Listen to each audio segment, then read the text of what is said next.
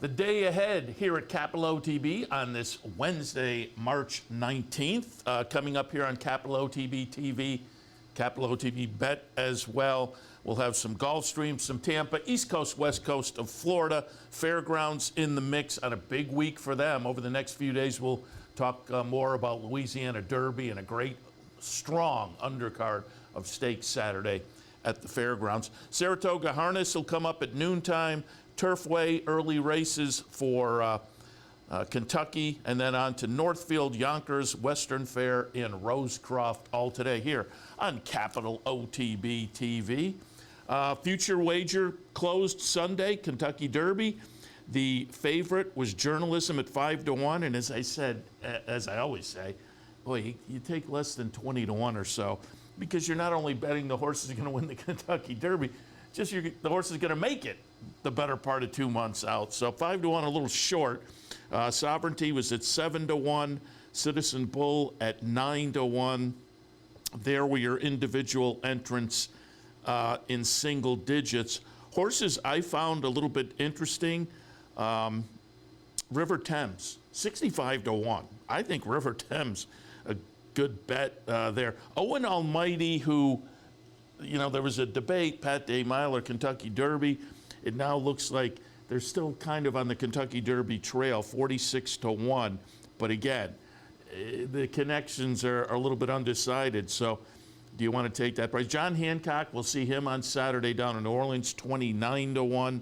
Coal Battle at 14-1 is a little short. Cornucopian is definitely short at 15-1. Horse that's interesting coming up this weekend down in Louisiana Derby. Hypnus for Kenny McPeak didn't make the individual, so Hypnus hits the all others at 10-1. So that one might be a little bit interesting as well. Kentucky Derby future pool again from last weekend. On the news side of things, the Florida decoupling bill, which is proposing separating the slots from horse racing at Gulfstream Park, which a lot of people, including me, think that is not going to bode well for racing at Gulfstream in the future. The racing industry is fighting back, but it did make it through a committee the other day. The vote was 13-7. The horse racing folks thought maybe they're starting to sway people. We'll see, but it is a scary situation down in Florida currently. And finally, National Handicapping Championship, National Horse Players Championship this past weekend out in Vegas. We had Steve Bick on Sunday morning talking a little bit about it, and when we talked to him, we talked about Dan Piazza, who had led on Friday, led on Saturday.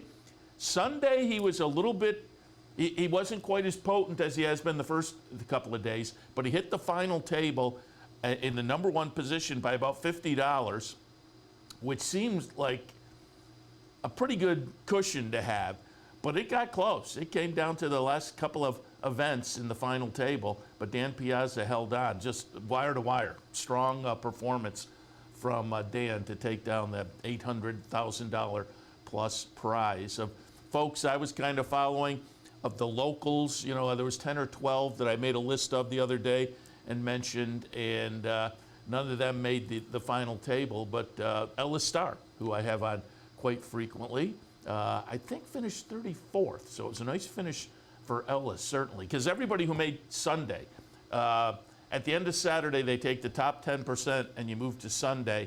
They play most of the day on Sunday, and then it gets to the last 10 for the final table towards the end of the day.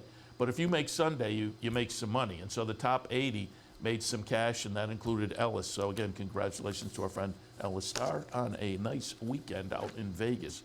All right, coming up here at Capital OTB over the next few days, don't forget college hoops and horses, starting Thursday through Sunday, first couple of rounds in the NCAA tournament.